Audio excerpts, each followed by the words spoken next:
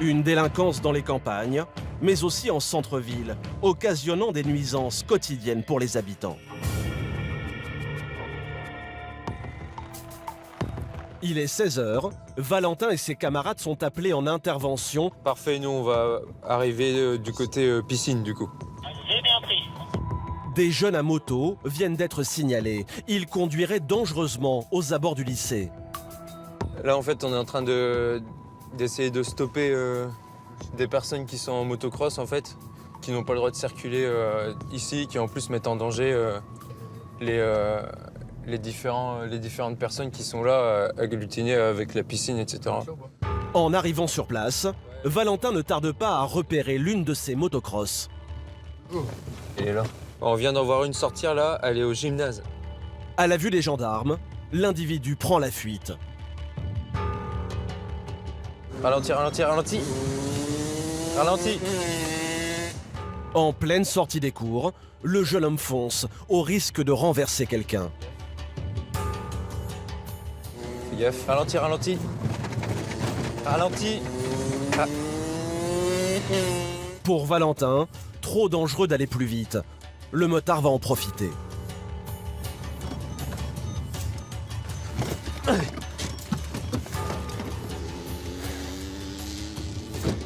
Attends. Vas-y, recule. Recule, il ne regarde pas. Vas-y, c'est bon, tu peux reculer. Prenant à travers champs, le chauffard leur a faussé compagnie. Et Valentin le sait bien, à peine partis, les motocross vont reprendre leur rodéo sauvage. Ah, c'est assez frustrant quand même, parce qu'il ne se rend pas compte du danger qu'il exerce sur lui, sur les autres personnes. Et nous, on se retrouve en fait bloqués parce que notre véhicule ne permet pas de faire la poursuite correctement. Seule solution, les intercepter là où ils se replient, dans les bois ou d'ailleurs, ils ont le droit de circuler habituellement. Et le bois de Boulogne, en plus, on ne peut pas le traverser en caisse. Pour leur tomber dessus, Valentin décide de bloquer toutes les sorties avec une autre équipe. Pris en tenaille, le fuyard va-t-il montrer le bout de son nez? Finalement, après quelques minutes... Et il arrive. À la surprise du PSIG, ce n'est pas le même pilote. Mais loin d'être impressionné, il vient au-devant des gendarmes. Ça se passe quoi? Bah rien. Rien de particulier, monsieur. Pourquoi vous êtes là encore? Bah on surveille les bois, non? Quoi, je sais pas qu'on fait ça moi ou quoi? Mais c'est pas, on n'en a pas contre vous. Peut-être un complice. Plusieurs motocross ont été signalés aux abords du lycée. D'ailleurs, le jeune homme ne tarde pas à provoquer les gendarmes. Je sais pas pourquoi ici on casse la tête. Ah non, Non, dans le bois, ça pose tant que pas vous de êtes dans le problème. bois, ça dérange pas. Devant à la sortie du lycée, à l'heure de sortie, là, ça pose problème. C'est nous, on va assumer. C'est pas vous? Vous irez assumer devant les parents de vous renverserez aussi, du coup. J'ai renversé qui, moi? Non, mais Personnellement. je sais pas, vous dites, c'est moi qui vais assumer. Ouais, c'est nous, on n'attend personne. Sachez une chose, on n'attend personne. D'accord, bah c'est bien. Pour Valentin, plus de doute, c'est un guetteur. Les autres sont cachés dans les bois. Je pense qu'il était là pour indiquer à son collègue qui nous a fait le refus d'obtempérer où est-ce qu'on se trouvait et en fait pour lui dire de faire demi-tour, quoi.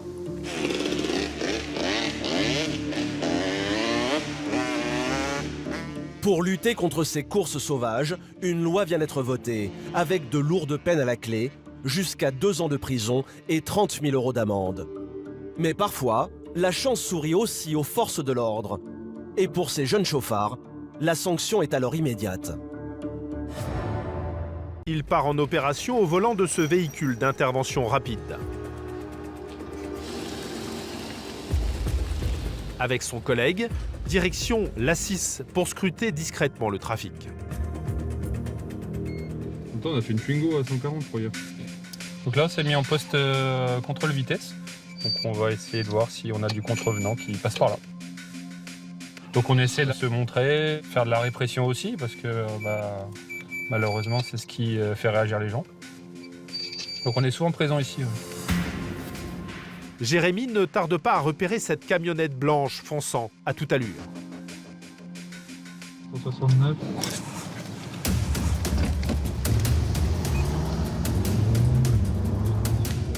Le conducteur file bien au-delà des 130 km/h autorisés. Un comportement irresponsable au milieu du trafic. Ça commence à être dangereux parce que bah oui, le flux est important. Il y a du monde sur les 3 voies, donc on va vite faire cesser l'infraction, contrôler l'individu. Grâce à son bolide, Jérémy rattrape le conducteur en quelques secondes.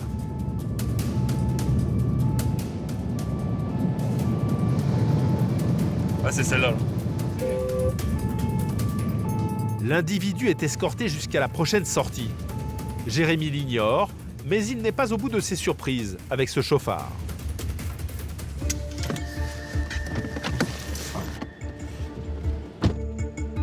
Au volant, un jeune livreur d'une vingtaine d'années. Pris sur le fait, il ne conteste pas. D'ailleurs, il n'en serait pas à son coup d'essai. Vous avez 10 points parce que vous avez perdu Ouais, j'ai déjà perdu quelques points. pour de la vitesse. Toujours de la vitesse. Ah ouais? Ça vous sert pas de leçon du coup les infractions? Non, mais là, c'est que je livre avant midi et puis on a un chauffeur qui a le Covid, j'ai dû faire le plein avant. Et... Ah ouais, mais bon, c'est pas comme ça que ça marche. Hein. Oui, je sais. Le jeune homme a déjà plusieurs infractions à son actif. Bien assez pour éveiller les soupçons de Jérémy. Est-ce que vous avez consommé de l'alcool récemment? Non? Pas de nouvelles. Nouvel an? Est-ce que vous avez consommé des produits stupéfiants? Non plus. Non plus? On va se mettre au dépistage. J'ai fait il y a 3 mois.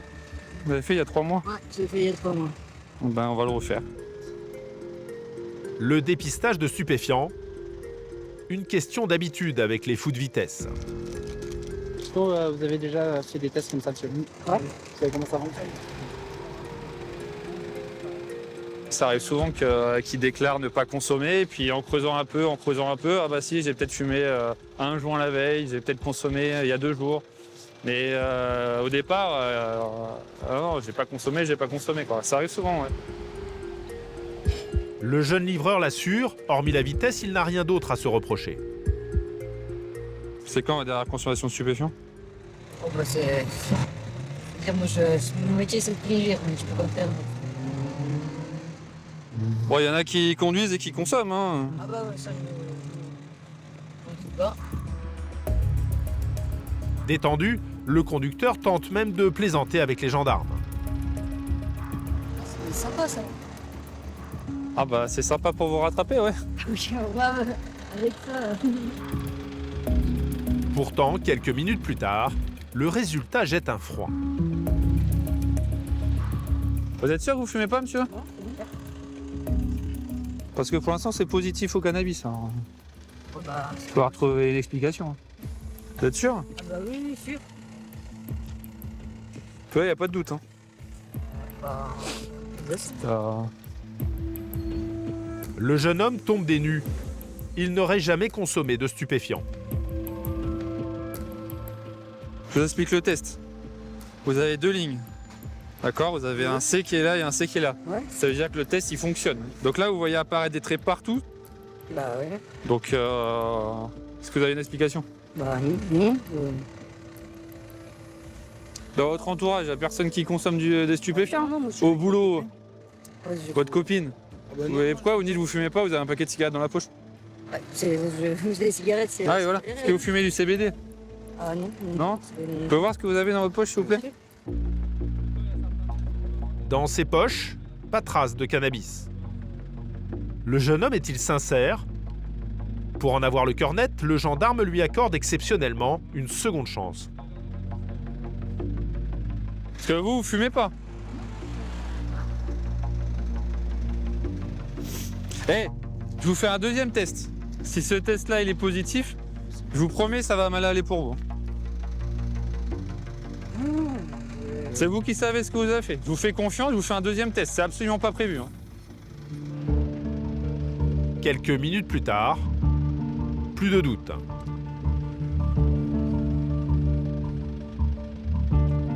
Il est positif aussi, hein, monsieur.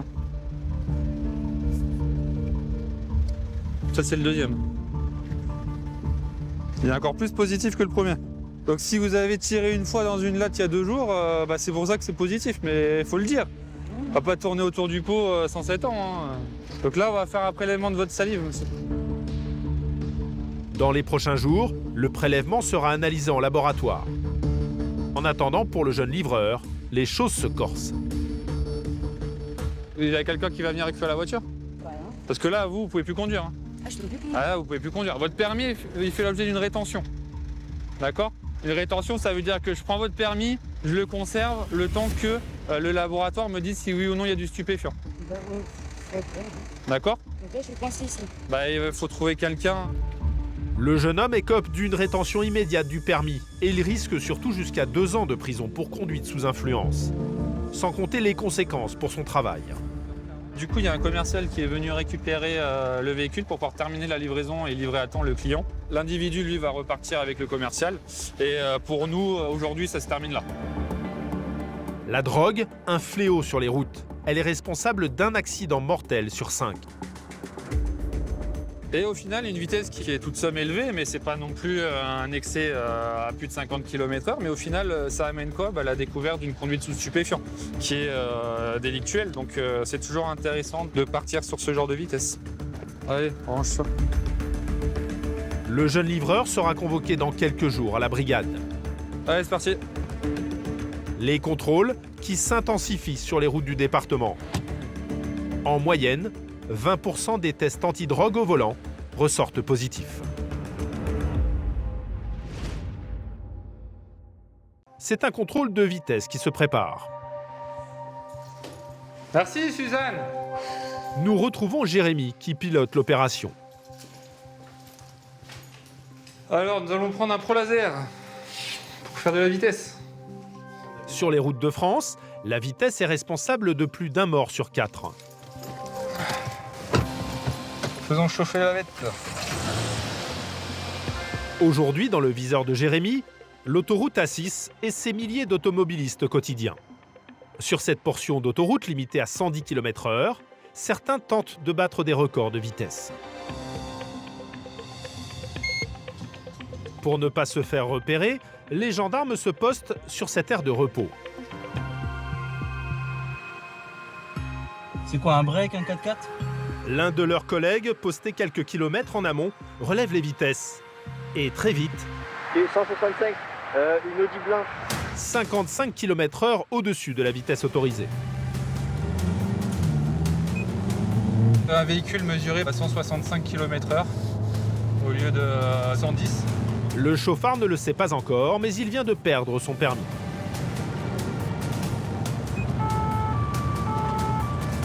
À bord de cette voiture blanche, une berline sportive, 4 jeunes. Alors comment vont-ils réagir? Messieurs, bonjour. Bonjour, monsieur. Je vous demanderai de me présenter votre permis de conduire, la carte grise de l'assurance du véhicule, s'il vous plaît. Bah, heureusement qu'on est en règle.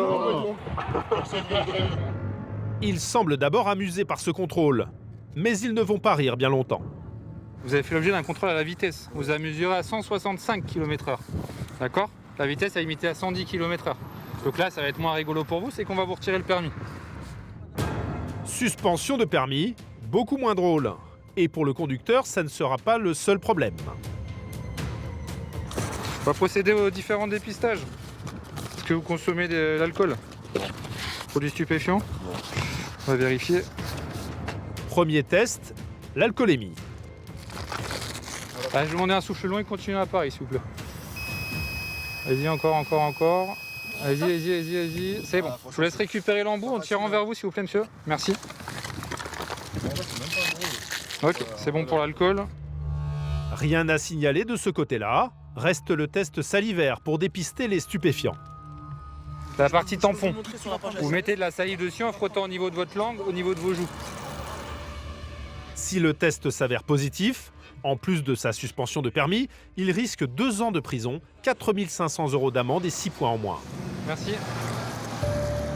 Alors lui qui vient d'affirmer ne jamais consommer de stupéfiants, a-t-il dit la vérité? Monsieur, vous consommez du cannabis ou pas? Hier? Ouais, parce que le test est positif. Dans tous les cas, vous avez une suspension par rapport à la vitesse, mais par rapport au stupéfiant, ça fait une suspension de 6 mois. Ça sera pas moins. Vitesse et stupéfiants, bref la totale. Alors comme souvent dans ces cas-là, le conducteur et ses amis tentent de négocier. On veut monsieur. Bah, vous allez avoir une amende. Hein. Non, à la place du permis. Ah ouais, malheureusement ça non. Vous avez une succession de panneaux à 110. Mais on a retenu la leçon. Là, vous croyez-moi qu'on va rouler tranquillement. Bah j'espère les suivants, oui, vous allez rouler tranquillement. Oui. Et là, vous imaginez, il a plus son permis. Comment il va travailler avec nous? Comment il va travailler? On habite à Paris. Mais ça, il faut réfléchir avant de rouler à plus de 40 km/h au-dessus de la vitesse limitée. C'est... Vous n'avez jamais roulé plus au-dessus, vous, monsieur? Bah, dans le cadre de mon travail, oui, c'est prévu, c'est autorisé. Pour Jérémy, aucune négociation possible. Dans le département, près de la moitié des accidents mortels sont dus à l'alcool et aux stupéfiants. On a relevé l'identité des... Le conducteur est forcément un peu fermé, un peu déçu de perdre son permis. Il essaie de négocier. Ça marche pas. Hein. Forcément, la sentence est là. L'infraction est commise, on l'a constaté, il n'y a pas de passe-droit. Donc, la personne en plus nous explique qu'elle en a besoin pour son travail, bon, comme énormément de personnes dans son cas. Et ça va l'aider à ne plus recommencer. On va vous demander de rester dans la voiture. On va fouiller la voiture et fouiller les passagers pour voir est-ce qu'il y a du stupéfiant dans le véhicule. Les gendarmes le savent, les consommateurs de stupéfiants emportent souvent des réserves avec eux. Sous les yeux des 4 jeunes, ils inspectent minutieusement le véhicule et son chargement.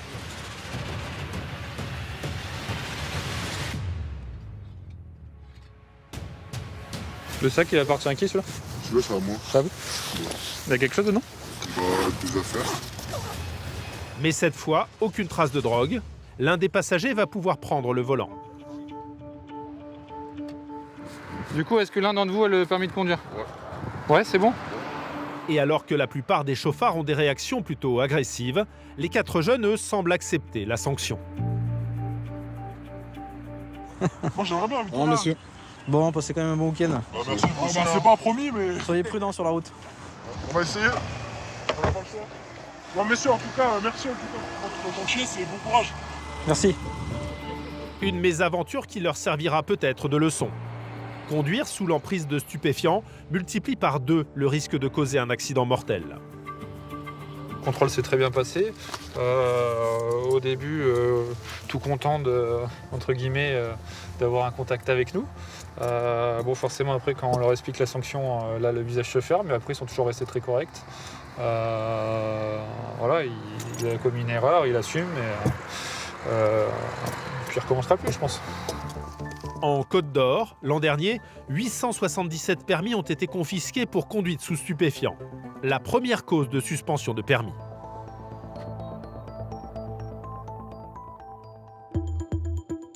Mais cette nuit-là, à Dijon, c'est une autre intervention beaucoup moins paisible qui va mobiliser les gendarmes. Encore une fois, un conflit familial. 19h au QG du PSIG. Thomas, ce maréchal des logis chef de 31 ans, est l'un des plus expérimentés de l'unité. Il pilote la patrouille. Et la nuit, les missions peuvent très vite monter en tension. Les gendarmes reçoivent justement un appel inquiétant. J'aurais besoin de vos services pour une intervention sur des vifs. Oui, affirmatif, on se transporte. Là, on part en renfort de la brigade d'Auxonne qui avait été engagée sur des violences intrafamiliales. Donc, ils sollicitent notre renfort. Donc, on va voir sur place. Enfin, moi, je pense que la situation a l'air de ne pas pouvoir se maîtriser avec 2 gendarmes. Donc, on va aller voir ça. D'après des voisins, un homme serait retranché chez lui et retiendrait sa compagne en otage. Sur place, Thomas retrouve 2 collègues d'une brigade locale. Salut. Salut. Le couple serait déjà connu pour de violentes disputes. Ce soir, une nouvelle altercation aurait éclaté. Ouais, du coup... Donc là c'est la maison pile poil au milieu, où il y a le grillage. Quand les voisins ont appelé, ils lui ont dit, il a tout cloisonné, il a fermé les volets, il a verrouillé les portes, il a tout bloqué. Donc on a tapé au bâton sur le volet, il répond pas. C'est la porte, viens voir, viens voir. Les gendarmes ne prennent aucun risque. L'homme a un profil inquiétant. Et il est chasseur, donc peut-être armé. Non, tu prends le taser. Thomas et ses collègues s'équipent de la tête aux pieds. Gilet pare-balles et casque lourd. On va essayer de prendre contact à la porte, mais tu sais, en sécu, quoi. Essayer déjà d'avoir un contact avec lui. On va pas essayer de rentrer tout de suite.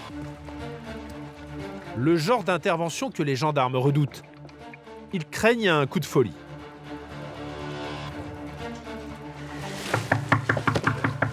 C'est la gendarmerie, monsieur. Vous pouvez sortir, s'il vous plaît.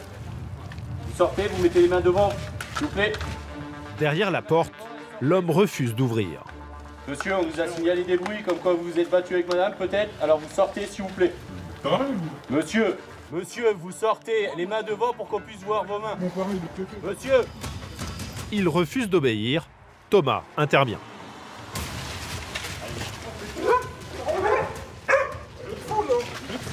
Mais vous faites quoi chez moi, Panthéon? Vous faites quoi? Non, mais vous êtes tarnés. Bon, mais vous êtes tarnés, vous. Qu'est-ce que vous faites chez moi, me prendre comme ça? Mais vous êtes fous, là. L'homme est furieux. Mais avant de l'écouter, les gendarmes veulent s'assurer que sa compagne va bien. Vous êtes seul avec madame à l'intérieur? Ah, mais non, mais quoi? Vous êtes seul avec madame? Mais oui, je suis avec ma femme, qu'est-ce qu'il y a? Restez ici, monsieur. Madame? Et le moins qu'on puisse dire, c'est que la version de la jeune femme va surprendre Thomas et ses collègues. Elle accuse immédiatement sa voisine. Jusqu'à 4h du matin, on va pas descendre chez elle, on va pas marcher.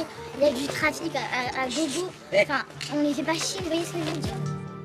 Le couple affirme qu'il ne s'est rien passé. Pourtant, dans le salon, quelques indices laissent penser le contraire. Il s'est passé quoi ce soir? Rien, spécial. Rien de spécial, il y a du bois partout. Dans les escaliers, il y a des trucs à couler, donc il s'est passé quelque chose. Ah, donc il y a de coupe. Donc il s'est passé quelque chose. Le sang sur la table, donc il est apparu comme ça. Je sais pas ce que c'est. Pas d'explication, et l'homme est franchement tendu. Je vous parle, vous m'agressez déjà. Déjà, dites-moi bonjour, monsieur. Quand on rentre chez les gens, on dit bonjour. Hein? Et alors, vous êtes obligé d'amener le psy? Donc vous n'avez pas fait apprendre mon métier, donc... Non, mais je vous apprends pas votre métier, moi, monsieur. Je vous apprends pas votre métier. Je vous apprends juste la politesse. Dans ce genre d'affaires, les gendarmes ne peuvent prendre aucun risque. En France, une femme meurt tous les 3 jours sous les coups de son compagnon. Chacun fait ce qu'il veut chez soi, au bout d'un moment. C'est pas parce qu'on entend quelqu'un crier que c'est forcément la victime, c'est pas parce qu'on entend quelqu'un crier. Non, mais après, voilà, vous savez très bien qu'en ce moment, il y a pas mal de femmes qui meurent sous les coups des hommes. Donc voilà, on est obligé de prendre nos précautions. Ce soir-là, personne ne portera plainte. Les gendarmes n'ont pas suffisamment d'éléments pour séparer le couple. Une dispute de couple, hein, d'après monsieur et madame. Donc après, des éléments qu'on avait au départ, nous, c'était vraiment des violences, d'après les voisins, les cris, etc. Et ensuite, c'est les enquêteurs d'Auxonne qui vont décider des suites pour monsieur. Ces violences conjugales, les gendarmes ne les prennent jamais à la légère. Dans le département, elles ont augmenté de 33% en un an. Le PSIG en première ligne face aux violences familiales, mais cette nuit-là, c'est un autre fléau qui va les occuper. Nous retrouvons Maxime. Vers minuit, un appel tombe à la radio. Des riverains se plaignent d'un bruit insupportable. Le centre des opérations nous a signalé un rassemblement de voitures sur le parking d'une grande surface. C'est des habitants qui habitent relativement loin en plus, qui ont entendu les bruits. On en déduit qu'ils sont en train de faire des rodéos avec des voitures relativement puissantes. Un rodéo sauvage, un phénomène qui prend de l'ampleur un peu partout en France. Une fois sur place, Maxime comprend vite ce qui agace les voisins.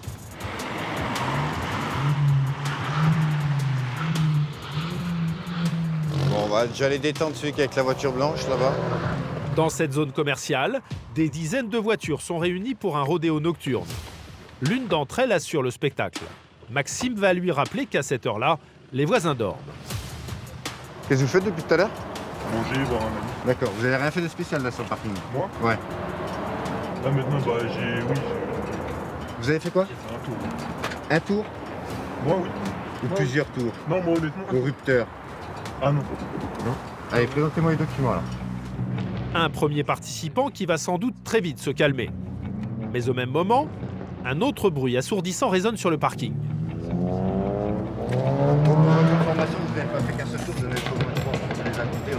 Le but, c'est déjà de voir quel véhicule se fait remarquer. Mais pour l'instant, il y en a pas une qui bouge. En pleine nuit, pas facile d'identifier le fauteur de troubles. Il y a beaucoup de véhicules qui sont présents.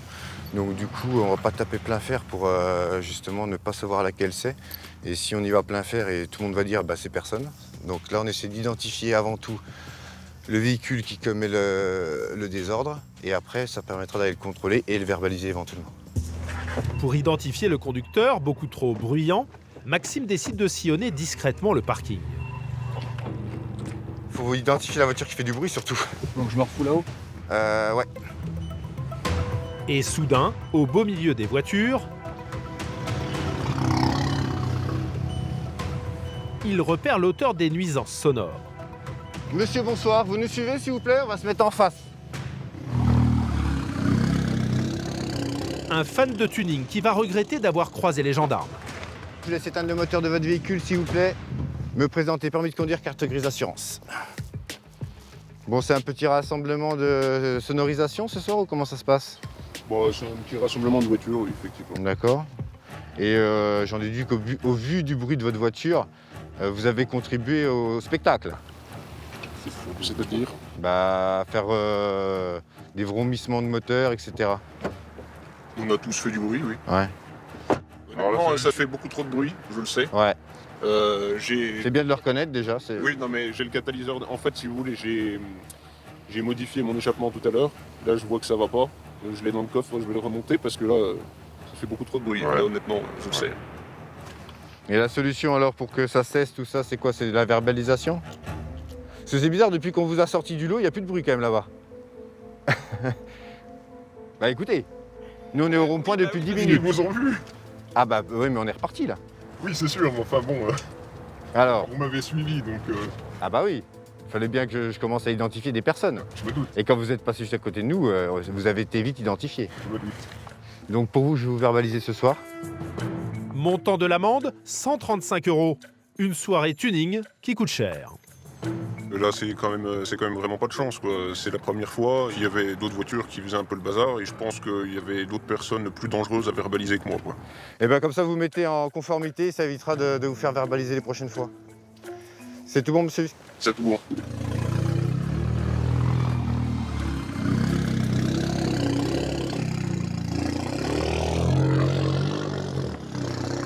Il repart dans un vacarme impressionnant, mais les voisins vont pouvoir dormir sur leurs deux oreilles. Ils sont fans de mécanique, pourquoi pas, ça se comprend. Maintenant, il y a quand même des limites à respecter, et surtout à minuit 6. Mais ils ont été compréhensifs, ils vont faire preuve d'intelligence, et on ne sera pas amené à revenir. Rodéo, violence ou délinquance routière, un emploi du temps bien chargé pour les gendarmes de Bourgogne. L'an dernier, ils ont assuré 68 000 interventions, un chiffre stable depuis 2 ans. Plus qu'ailleurs, ici l'alcool est un fléau, y compris sur les routes alentours, où il est impliqué dans un accident mortel sur 3. Ce vendredi soir, les gendarmes vont d'ailleurs tomber sur un chauffard plutôt hors norme. En patrouille près de Beauvais, François, gendarme, décide de se poster dans ce petit village. Car cette veille de week-end risque bien de leur donner du travail. C'est une route assez passante, ouais. On a Beauvais à proximité, donc il peut y avoir des gens qui sortent du restaurant, des trucs comme ça. C'est toujours intéressant. Au moins, il y a du passage déjà, c'est pas mal. Pendant 1 heure, les contrôles d'alcoolémie s'enchaînent. Monsieur, dame, bonsoir. Oui, bonsoir monsieur. Présentez votre permis de conduire, s'il vous plaît. Bien sûr. Est-ce que vous avez consommé de l'alcool ce soir? Non, je ne bois pas du tout. Mais ce soir, parmi les conducteurs... Alors, c'est un contrôle d'alcoolémie. Je vous demande de souffler longtemps jusqu'à temps que ça fasse clac. C'est bon. Pas de gros buveurs au volant. Ok. Merci monsieur. Au revoir, madame. Merci. Quand soudain, vers 22h30, une voiture fait demi-tour. T'as pas allé chercher le premier? Celui qui a tourné? Sans perdre une seconde, François prend en chasse le conducteur. Fais gaffe, il est complètement blindé, lui. L'homme a tenté de fuir et les gendarmes vont vite découvrir pourquoi. Ah, tes mains Sur le capot. Tes mains. Écarte. C'est écarté là, non? Je bougerai pas, mon chef, je te dis, je ferai rien. L'homme est clairement alcoolisé. Mais François vient surtout de mettre la main sur un vrai chauffard. Vous êtes titulaire du permis de conduire? Comment? Vous l'avez déjà eu? Votre permis? Je dois le récupérer dans 3 semaines. Vous l'avez perdu, pourquoi, monsieur? Même chose. Allez, vous soufflez sans vous arrêter. Non, monsieur, ça sert à rien. Si. Et vous fumerez après, monsieur. Vous soufflez longtemps. Vas-y. Encore. Stop. Plus de permis et un test rapide vient le confirmer. Il est complètement ivre. Vous êtes positif, hein? Monsieur. Vous avez bu quoi ce soir? J'ai bu. Hein? J'ai bu. Ouais, mais quoi? Combien? Ouais, j'ai bu. Beaucoup? L'homme a passé la journée à boire avec des amis. Pourtant, il a déjà de grosses condamnations au compteur. Au mois d'août, j'ai pris 6 mois de prison sursis et puis 2 ans de mes années de prod. Vous êtes fait attraper au mois d'août et jugé au mois d'août? Non. Comparution immédiate. Ah ouais, comparution immédiate. Ouais. Ah, vous avez un gros taux alors? Non, parce qu'ils m'ont pas... Ouais, mais vous étiez déjà en récidive. Je me suis enfui encore. Ah oui, vous dites les choses. Au fil des questions, les deux gendarmes découvrent un chauffard dont le cas risque encore de s'alourdir. Monsieur, le véhicule est à votre nom? Elle a vous la voiture? À vous? Oui. Vous êtes assuré ou non? Dis-moi clairement parce que la vignette elle est plus bonne. Vous êtes plus assuré? Non. Il est multirécidiviste. Il nous fait un refus d'obtempérer clair et net. Il n'est pas assuré.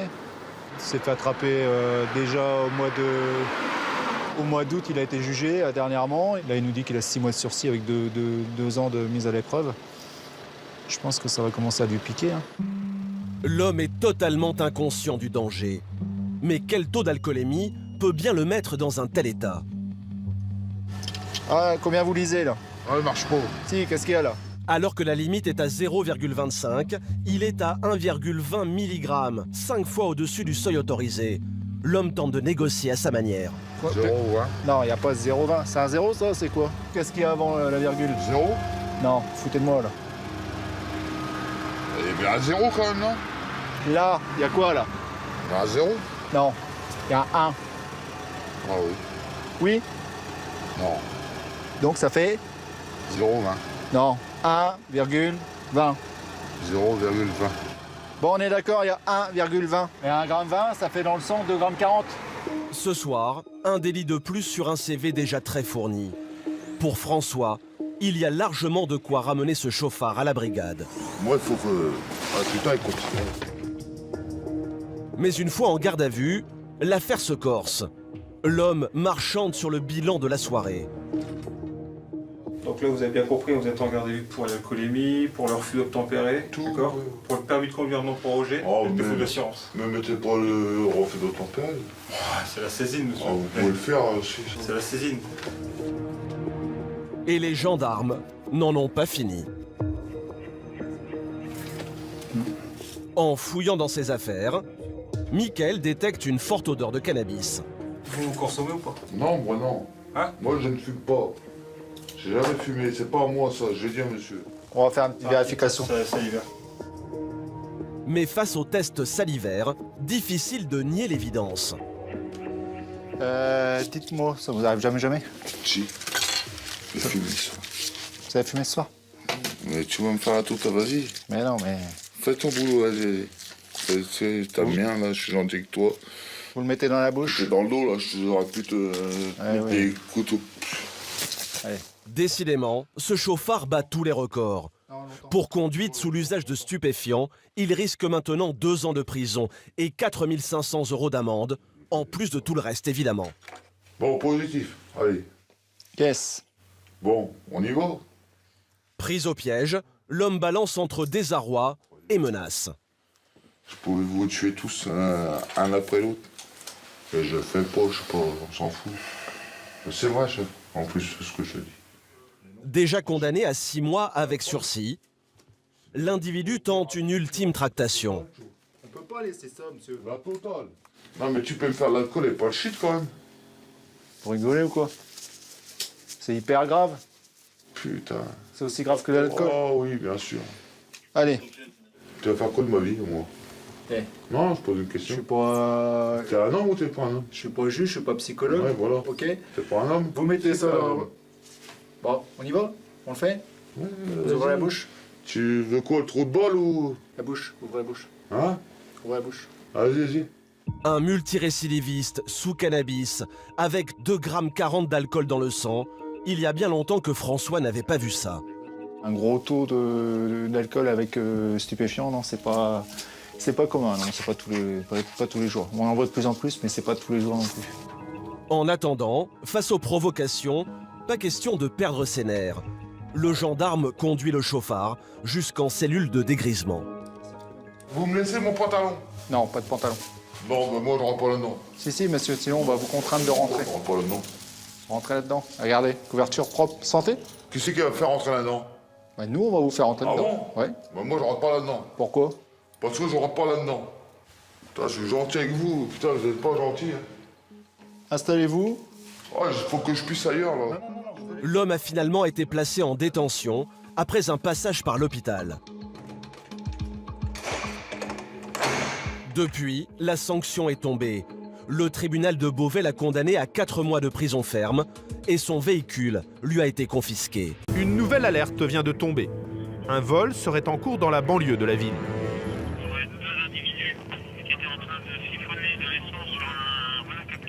On s'y transporte.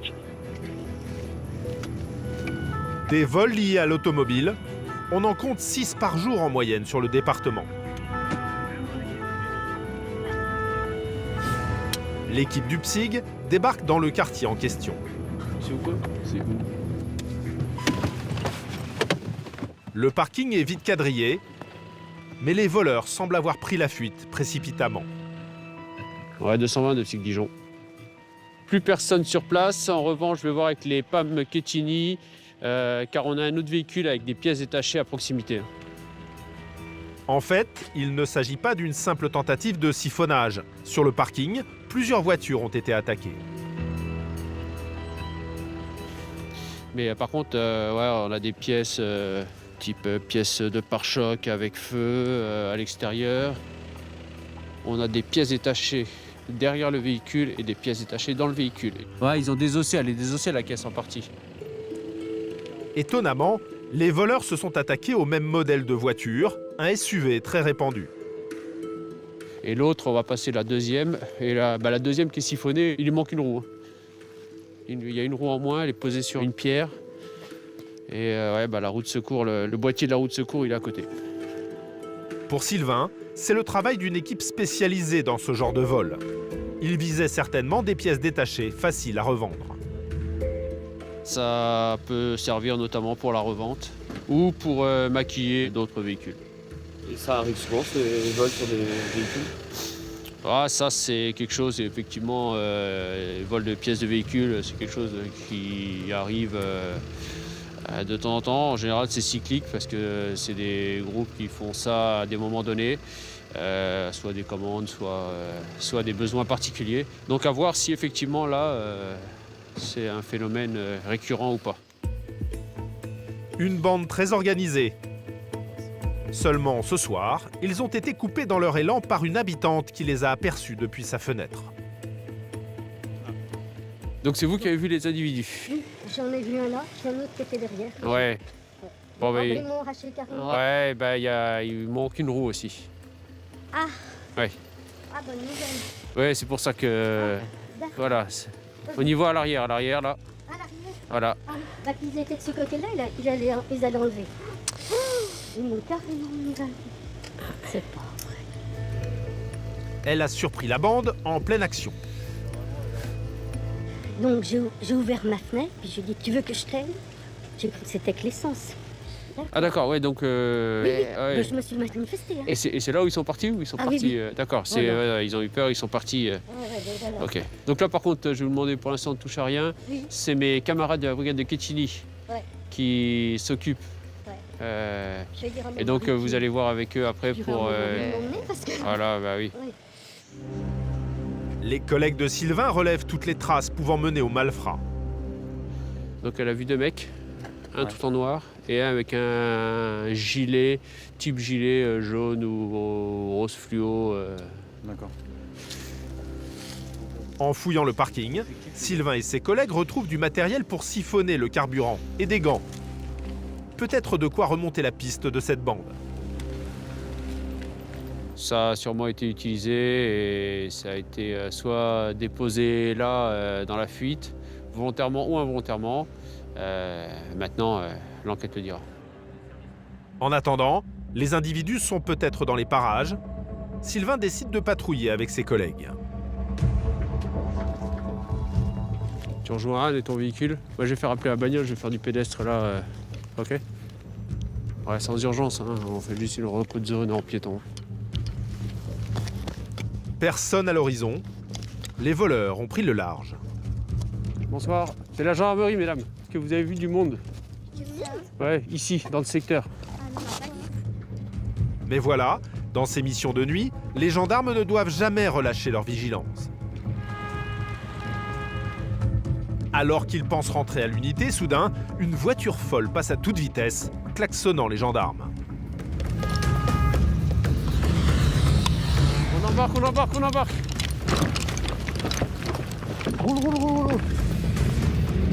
Sylvain et ses hommes se lancent à sa poursuite. Quand tout à coup, le chauffard revient sur eux, suivi par une autre patrouille. Devant, devant, devant, devant. Voilà.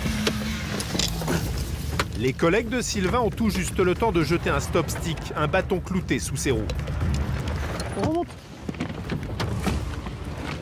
Le chauffard tente malgré tout de prendre la fuite. Ouais, 220 de Petit Dijon. Ouais, de Petit Dijon avec Quetigny. Refus d'obtempérer au niveau place centrale. Le VL a été stické. Une course-poursuite s'engage dans les rues de la ville. Quand finalement, un peu plus loin... Bloque la sortie du parking, toi. Les pneus crevés, le conducteur est contraint de stopper.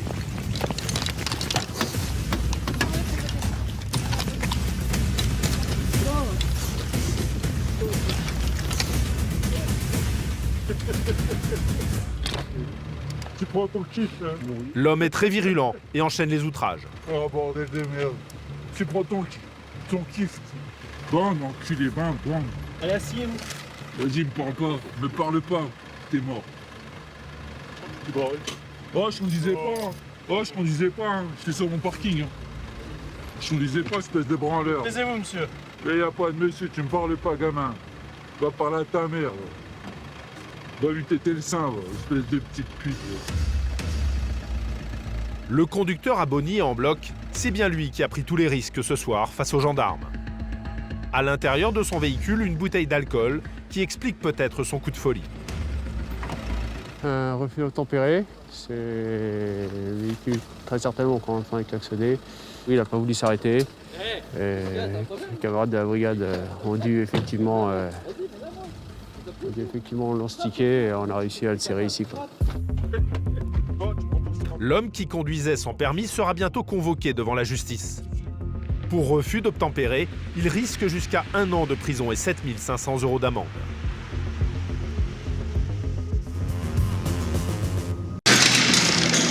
Nous retrouvons Charlie et son collègue Alexandre.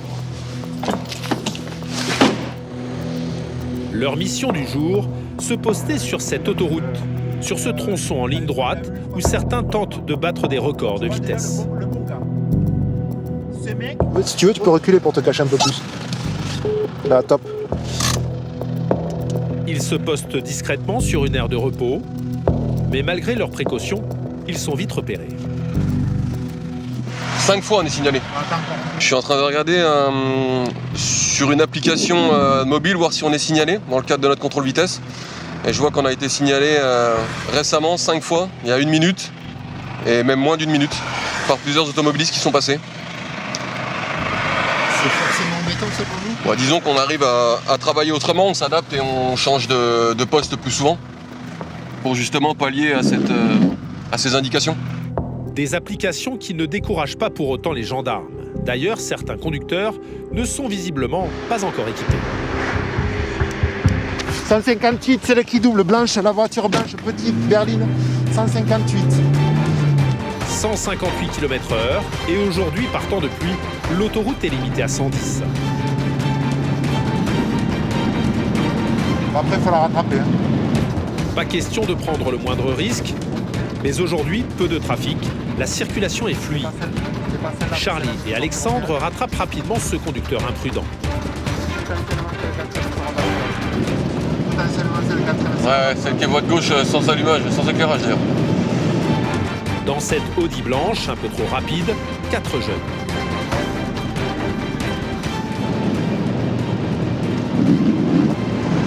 Ils sont méfiants, Alex. Bah, c'est toujours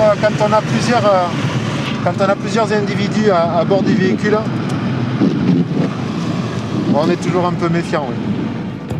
Alors comment le chauffard va-t-il réagir? Pour les gendarmes, c'est toujours la surprise. Monsieur, bonjour, contrôle gendarmerie, est-ce que vous pouvez couper le moteur, s'il vous plaît, et présenter les papiers du véhicule ainsi que votre permis de conduire. Est-ce que vous connaissez le motif du contrôle, monsieur? Vitesse. Vous rouliez à combien à peu près? J'étais à 158. 158, exactement. Quelle est la vitesse sur autoroute par temps de pluie?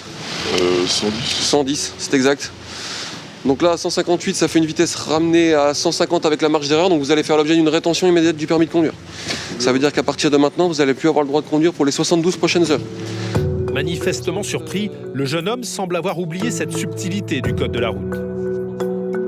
Et donc le 110 sur l'autoroute par temps de pluie, c'est vraiment... Ça fait à peu près 20 ans, même depuis le lac. Je savais, mais je pensais pas pour Je pensais pas pour les amendes, vous pensez que ça sert à quoi? Non, un panneau rouge avec une limitation de vitesse, c'est pas un conseil, c'est une obligation. Quand c'est rouge, c'est pas bleu. Est-ce qu'il y a quelqu'un d'autre qui va pouvoir reprendre le véhicule? Oui. Est-ce qu'il y a le permis? Ouais. Plus de permis. Alors comme souvent dans ces cas-là, le conducteur et ses amis tentent de contester l'infraction. Et là, c'était vraiment... Ouais, tout à fait. Après, si vous considérez qu'il pleut ou pas, par exemple, là, c'est mouillé. À partir du moment où les gouttes elles tombent. Quand il pleut, c'est que les gouttes elles tombent. Et là, il tombe plus, là. Là-bas, elle tombait. Donc,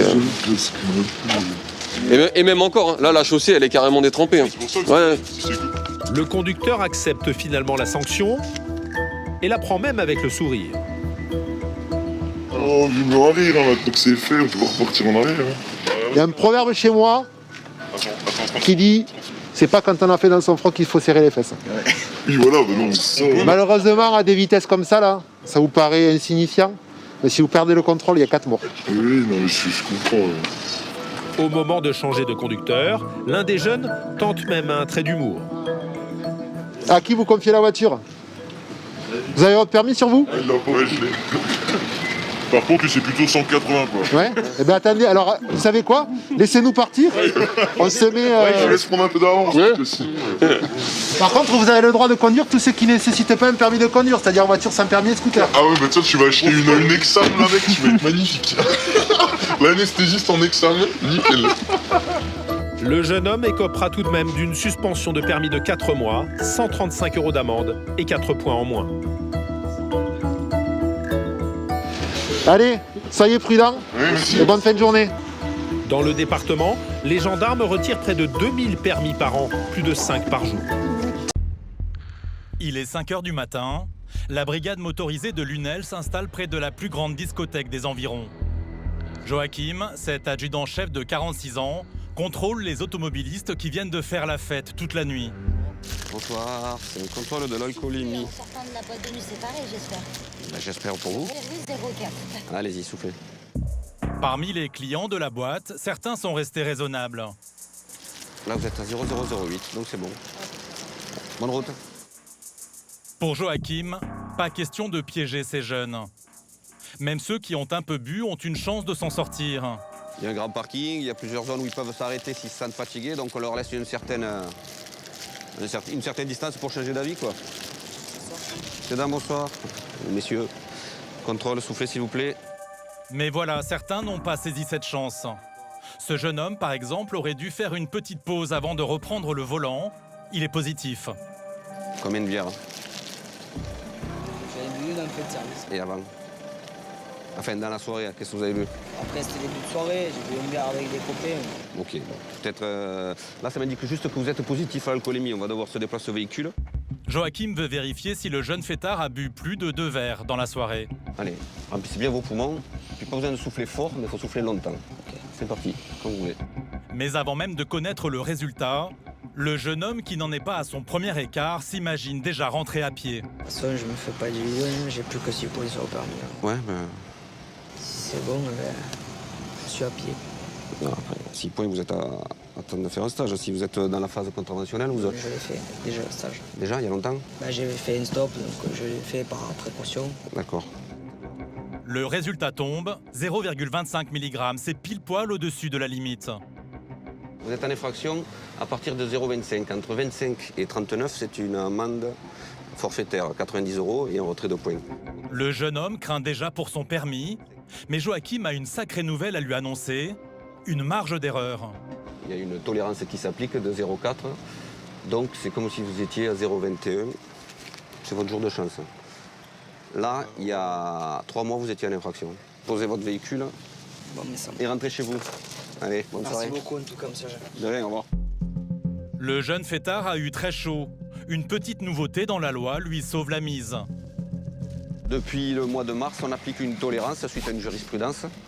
Et au niveau du taux, on applique une tolérance comme sur les appareils de vitesse. Il y a une sorte de marge d'erreur potentielle de l'appareil. Mais tout le monde ne va pas avoir cette chance. Quelques minutes plus tard, cette jeune conductrice de 18 ans vient d'être contrôlée positive, elle aussi. Vous allez souffler dans un éthylomètre qui va nous dire si vous êtes en infraction ou pas. D'accord? Si vous êtes au-dessus du taux. Vous avez bu quoi? J'ai bu une bière, un verre. Voilà. C'est moi qui fais ça ce soir, donc normalement... Ouais, mais mademoiselle étant permis probatoire, le taux est plus bas que pour les conducteurs normaux. La jeune femme tombe un peu dénue car elle pensait être plutôt raisonnable. Je suis encore lycéenne, donc bah. c'est pour ça en plus que je me suis pas bourré la gueule, je suis très... Dites pas ça, sinon on va croire que vous le faites à chaque fois, sauf aujourd'hui. Pas du tout, mais pas du tout. Je sors pas souvent en plus, donc je les amène juste à leur voiture, donc c'est positif, c'est vraiment très con. Le gros souci, c'est qu'avec un permis jeune conducteur, la loi ne plaisante pas. C'est 0,10 mg maximum, l'équivalent d'un verre. Donc là, 0,42. Là, il y a 3 mois, vous étiez dans la phase délictuelle. On vous retirez le permis. Avec l'application de la marge d'erreur suite à une jurisprudence, votre taux est de 0,38. Ça correspond à 3 bons verres. C'est-à-dire que vous allez avoir une amende à 90 €, vous allez perdre 6 points, mais comme vous êtes jeune conductrice, vous allez sûrement faire l'objet par la préfecture d'un stage pour ne pas les perdre. Catastrophe. La jeune femme a bu bien plus qu'elle ne le pensait. Si elle ne fait pas de stage en urgence, elle perd son permis. Vous êtes surprise là? Ah oui, un peu, ouais. C'est la première fois que je souffle et j'ai pas mon permis depuis très très longtemps, donc je pensais que ouais, une bière, 2 bières, ça suffirait quoi. Mais c'est largement au-dessus de ce que je pensais, quoi. Problème maintenant, comment rentrer? Interdiction de reprendre le volant. Il est 7 h du matin et la lycéenne doit très vite trouver une solution. Le véhicule sera immobilisé ou quelqu'un de votre famille viendra la récupérer. C'est la voiture de ma mère, quoi, donc ma mère, elle va venir, elle va me trancher. C'est pour ça que vous auriez dû l'appeler, qu'elle vienne vous chercher. Ah, bah encore moins. Oh là là. Elle va venir, elle va me mettre une balle dans la tête. Pas question de prévenir sa mère. Et du côté de ses copains de soirée, ça paraît compromis. Bah souffle si tu veux, mais... Bon, monsieur est positif, lui, c'est pas la peine. Le contrôle s'éternise, mais Joachim garde le sourire. D'autant que les jeunes ne sont pas à court d'idées, même les plus farfelus. Est-ce que si on pousse la voiture sans démarrer jusqu'au cimetière, on peut aller garer la voiture? Non, le véhicule, il bouge plus. Elle a pas, personne n'a le droit d'être au volant. Ah, elle était poussée, il est sur la voie publique, il circule, donc vous pouvez pas. Le véhicule, il est mobilisé là, il est mobilisé là. Ok, ça marche. D'accord. Bon, on vous demande quand même, au cas où. C'est la première fois qu'on me la sort, celle-là. Mais bon, c'est gentil, c'est pas méchant. Mais c'est original. Et pour ne pas prévenir sa mère, la lycéenne est prête à tout. Là, la mission, trouver quelqu'un sur le trottoir qui peut conduire la voiture. Ouais, mais qu'est-ce que c'est qui va vous dire qu'il est sobre? Ouais. Bah, on le fait souffler. On le fait souffler. Mais il faut rester là. On est obligé de se déplacer. Ouais. Mais on trouve quelqu'un, on va le chercher, on le ramène ici, on le fait souffler et conduit la voiture. Tu vois, c'est 7 h du matin, il n'y a personne qui s'est là devant. Pas un chat dans la rue. Pour la jeune femme, il ne reste plus qu'une solution, revenir au plus vite au taux d'alcool autorisé sous les yeux de Joachim, qui a rarement vu ça. Qu'est-ce que vous faites? On est d'accord que si on fait quelque chose de physique, ça évacue l'alcool. Oui, parce que l'alcool, c'est du sucre. Voilà. Et lorsqu'on fait de l'activité, on brûle du sucre. Voilà, exactement. Mais bon, après, vous allez l'épuiser. Non, mais c'est pas grave, faut qu'elle évacue. Oui. Mais bon, là, vous êtes au milieu de la route, vous devriez faire ça sur le parking. Voilà, faut que tu évacues, juste. Moi, je sais que une fois, j'ai fait des pompes, ça a baissé, hein, quand même. Hein. Bon, mademoiselle, venez, je vais vous expliquer. Voilà. Ah ouais, faut vraiment que... récupérer la carte grise avant que vous partiez. Hein. Je veux pas aller à l'UNEL récupérer la carte grise, hein, monsieur. Ah, vraiment pas, je vais me faire trancher la tête. Hein. Alors, ce petit footing va-t-il lui permettre de ramener la voiture à la maison? Le résultat tombe. 34, vous êtes à 0,30. J'ai baissé de presque 10. Ouais. 0,10. En quoi? En 20 minutes, 30 minutes? Non, mais merde. Ah, ça fait déjà une. Elle est encore au-dessus du seuil, du taux. Et donc, elle ne peut pas partir encore. Donc, il va falloir qu'elle patiente encore un peu. La lycéenne a eu sa chance. Après 1 heure, Joachim ferme le banc. Le gendarme immobilise la voiture sur un parking tout proche. Tu fais les pieds sur le parking? C'est rock'n'roll. Ça vous arrive souvent, ce genre de situation? Oui, mais là, c'est bon enfant, donc ça se passe bien. Les jeunes sont sympas.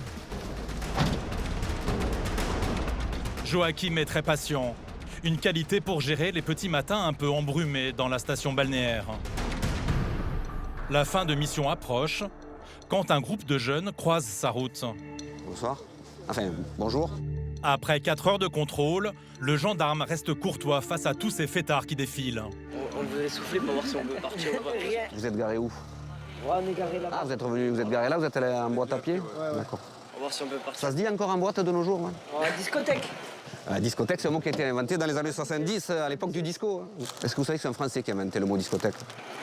Ça y est pas ça. C'est un Français le mot discothèque. Non, je savais pas. Qui veut souffler, monsieur? Allez, allez-y. Et ils ont beau être un peu éméchés, l'un des jeunes va pouvoir prendre le volant. Allez, vous pouvez y aller. Eh maman, merci. Non, je peux conduire. Ouais, c'est bon. Lui, il peut conduire. Apparemment, la présence des gendarmes à la sortie de beaucoup de soirées de la Grande Motte a dissuadé ces jeunes de faire n'importe quoi. Non, mais en plus, c'est vrai, on aurait très bien pu prendre la voiture comme des inconscients. Donc, quand vous êtes arrivé hier soir, vous êtes garé là et vous êtes allé à pied à la boîte. Vous avez bien fait. Ouais. Toujours on se balade. De toute façon, il y a tellement... Parce que sinon, là, il y a les flics à chaque fois. Non, la vérité, c'est là-bas. Il y a la partout. Après, des fois, on essaie de slalomer entre les flics, mais on n'y arrive pas toujours. Allez, messieurs. Merci en tout cas. Bonne soirée. Pour Joachim, qui a vu passer beaucoup de fêtards en 20 ans de métier, l'essentiel, c'est que tous ces jeunes rentrent chez eux, sans accroc. C'est une démarche responsable, c'est bien. Ils sont prudents, ils viennent nous demander avant. On est là pour ça, hein. Le but du jeu, c'est éviter qu'il y ait des accidents. Hein. Ils vous ont fait rire quand même. Ah ben oui, c'est ça les jeunes, il faut qu'ils en profitent. C'est des bons gars, ça avait l'air du moins. Bon, on commence à plier. Et alors que Joachim finit sa nuit, au même moment, certains de ses collègues s'apprêtent à démarrer leur journée. Des usagers imprudents, et pourtant sur la route, la moindre erreur de pilotage, le moindre moment d'inattention peut coûter très cher. Cette nuit-là, vers 2 h du matin, nous retrouvons Maxime. Au cours de sa patrouille, il hérite d'une intervention qui lui fait craindre le pire. Alors là, on est engagé sur un accident de la circulation routière avec un seul véhicule en cause, 3 personnes à l'intérieur et le conducteur serait blessé. L'accident a eu lieu sur cette nationale, juste après un virage. Et en arrivant sur place, Maxime découvre une scène impressionnante. Oula! Une voiture vient de faire une sortie de route, et sans doute plusieurs tonneaux.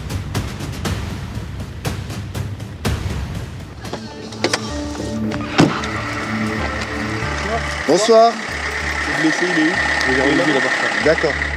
Un peu plus loin, Maxime et ses collègues tombent sur 3 jeunes de retour de soirée. 2 garçons, le visage en sang, et une jeune femme très choquée. Bonsoir. Bonsoir. Vous étiez combien dans la voiture? 3. Oui. Alors il y avait donc moi en passager, oui, le conducteur qui est celui qui a eu le plus gros coup à la tête, d'accord, et elle à l'arrière. D'accord. Monsieur là c'est un ami, on l'a appelé dès qu'on est sorti. D'accord. Comment vous vous sentez? Alors elle a une crise de panique. D'accord. Moi j'ai une main sur la tête mais rien. Paniquée, la jeune femme semble surtout préoccupée par son téléphone portable. Non, bah après, c'est... On va regarder après, on va regarder après. C'est pas Son téléphone est dans la voiture à l'arrière et on peut pas le récupérer parce que la voiture elle est sur le côté.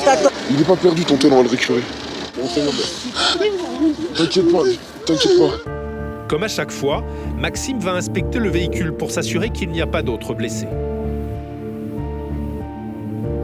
Moi, je serais d'avis à la remettre sur vous. Normalement, elle devrait y aller. Enfin. Voilà. L'état de la voiture laisse imaginer la violence de l'accident. Les portières sont couvertes de sang. Là, il y a déjà le sac. Tu vois, il y a une montre, je sais pas si c'est de l'or ou. Un téléphone Un téléphone? Ça va être celui-là, celui de la demoiselle. Alors là, on va prendre toutes les, on va dire, les documents administratifs du véhicule, voir s'ils veulent l'assistance effectuer le dépannage ce soir pour enlever la voiture. Auquel cas, nous déjà, dans un premier temps, on va retirer tous les effets personnels des victimes pour pas qu'il y ait des personnes mal intentionnées qui passent dans la nuit et dérobent ce qui reste. Maxime s'inquiète surtout de l'état de santé des 3 jeunes. Ce genre de choc peut avoir de graves conséquences. Les pompiers dressent un premier bilan. A priori, c'est blessé léger. Ouais. Ce qui saigne beaucoup, c'est qu'il a une plaie derrière la tête. D'accord. Donc ça saigne beaucoup, ça c'est voilà. Okay. Le petit jeune là-bas, pareil, il a du sang sur lui, mais c'est du sang du conducteur. Ouais. Et puis la jeune fille, bon, elle est paniquée avec son téléphone. Et la jeune fille est à l'intérieur aussi? Aussi, elle est là. Ouais. Là, on a la jeune fille et le conducteur. Si on peut et la bande à passager. lui restituer son téléphone. Un bilan rassurant.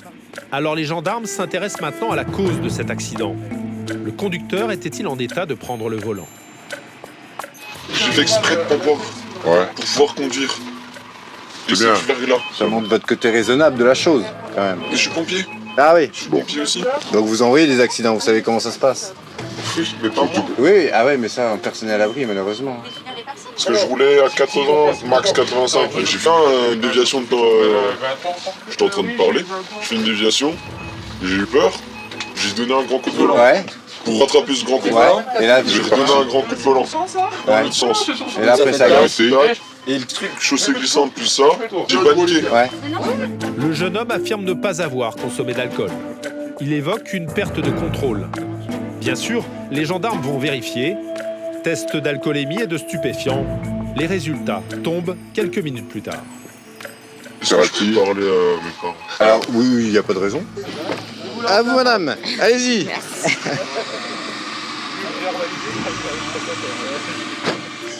On a affaire à un jeune sapeur-pompier volontaire qui vient de passer son concours pro. Et du coup, voilà, l'alcoolémie négative, stupéfiant négatif. Donc, on n'avait pas de doute là-dessus, mais au moins c'est confirmé. Et voilà, c'est vraiment un défaut de maîtrise. Allez, let's go. Une chaussée glissante, une perte de contrôle. En quelques secondes sur la route, une vie peut basculer. Et pourtant, certains n'hésitent pas à prendre des risques inconsidérés. Julien, ce jeune gendarme, vient d'être appelé. Bah pour l'instant, on ne sait pas s'ils ont rentré. Le rideau métallique est fermé. Julien et ses collègues débarquent devant ce magasin de déstockage où une alarme vient de signaler une tentative de cambriolage. En bas là. Avec un pied de biche, ils ont dû soulever la porte là. Visiblement, les cambrioleurs ont été interrompus alors qu'ils tentaient de rentrer. Je pense que l'alarme a dû les dissuader. Mais alors que les gendarmes essaient de recueillir quelques indices, un appel urgent tombe sur leur portable. T'as appelé les pompiers déjà ou pas? Ok. Bon mais écoute, on y va. Ici il n'y a plus d'urgence, donc on y va, ça marche. On part sur un accident. Un accident vient de survenir sur une route de campagne. Il y a peut-être des blessés. En fait, on a un riverain qui signale qu'il a entendu un bruit et puis il a en fait constaté qu'un véhicule avait heurté une glissière ou un rail, une barrière, quelque chose comme ça. Les gendarmes débarquent sur place. Julien découvre alors cette voiture retournée en travers de la route. Des riverains ont accouru après avoir entendu un choc. Vous avez été témoin de quelque chose ou pas? Je vais voir la dame. Elle est arrivée, elle était comme ça alors. La conductrice est vivante, mais coincée dans l'habitacle et sous le choc. Bonjour madame, c'est la gendarmerie. Bonjour. Il n'y a que vous dans la voiture? Oui, il y a que moi. C'est pas ça. Vous avez qui au téléphone? C'est bien le médecin du SAMU. Julien, qui est aussi secouriste confirmé, prend aussitôt les choses en main. Passez-moi le SAMU. Allô, c'est les gendarmes, bonjour. Oui, bonjour. Bonjour, je suis PSE2, donc je vais m'occuper d'elle au début. Hein. On va essayer de la dégager la voiture, c'est du verre partout, mais bon, je vais faire ce qu'il faut. D'accord. Elle est incarcérée ou plutôt coincée là? Alors, elle est coincée, mais les banquettes s'enlèvent, on va pouvoir l'estirper du véhicule. Bon, bah, écoutez, les secours arrivent. Allez, ça marche. Julien tente de dégager la conductrice. Une manœuvre délicate, car elle est peut-être gravement blessée. Avec moi. Vous avez mal où? Vous avez mal où? Allez. Au dos de la tête. Alors, bougez pas. Je suis là, bougez pas. Non. La priorité, immobiliser la jeune femme qui semble souffrir. Allez, allongez-vous la tête par terre, là. Allongez-vous. Tiens, viens faire remettre la tête. Je vais m'en occuper. Tu lui prends la tête, qu'elle bouge pas. Hein, je vais la couvrir. Une formation au premier secours bien utile sur ce genre d'accident. Je suis secouriste gendarmerie, donc j'ai toutes les bases pour aider les pompiers. Tous les gendarmes n'ont pas cette formation, ça aide là. Ah oui, c'est pour ça que j'y retourne. En attendant les pompiers, Julien veut en savoir plus sur les blessures de la victime. Vous avez mal où? J'ai mal dans la tête. Dans la tête. Vous avez tapé la tête ou pas? Oui. Vous aviez la ceinture? Oui. Ok. Sur une échelle de 0 à 10, à combien est la douleur? Dans le dos, j'ai 8. Dans le dos, vous avez 8? Oh, oui. Ok, super. Et à la tête, pareil? Oui. Ouvrez les yeux. Voilà. La victime souffre peut-être d'un traumatisme crânien, car elle a violemment heurté le pare-brise. Julien tente justement de comprendre ce qui a pu se passer. Vous avez bu, madame, ou pas, non? Non, je suis épileptique. Ok. Comment ça s'est passé? Qu'est-ce qui vous est arrivé, du coup? Je sais pas, je comprends pas. Ne secouez pas la tête, Ne vous inquiétez pas, Je sais pas ce qui s'est passé, je comprends pas. Vous n'avez pas fait de crise d'épilepsie? J'en sais rien. Vous savez pas. Vous avez eu un trou noir? Un peu, non? Oui. Ouais. Je comprends pas. La jeune femme partait au travail quand elle a probablement été victime d'un malaise au volant. Ce qui s'est passé, c'est que la dame, elle est épileptique, donc il se peut qu'elle ait perdu connaissance. Et on voit une trace sur l'arbre également là. Bon, je pense qu'elle a tapé et que ça a dû la réveiller d'un coup. Elle a mis un coup de volant pour tourner. Gravement blessée, la conductrice n'a pourtant qu'une seule inquiétude. Faut que j'aille au travail. Ne vous inquiétez pas pour ça, madame. Je suis en période d'essai pour mon travail, je peux pas le faire. C'est pas grave ça. Ça, c'est pas grave, madame. Ne vous inquiétez pas pour le travail, d'accord? Julien fait tout pour rassurer la jeune femme alors que les secours arrivent. La victime est aussitôt immobilisée pour être conduite aux urgences.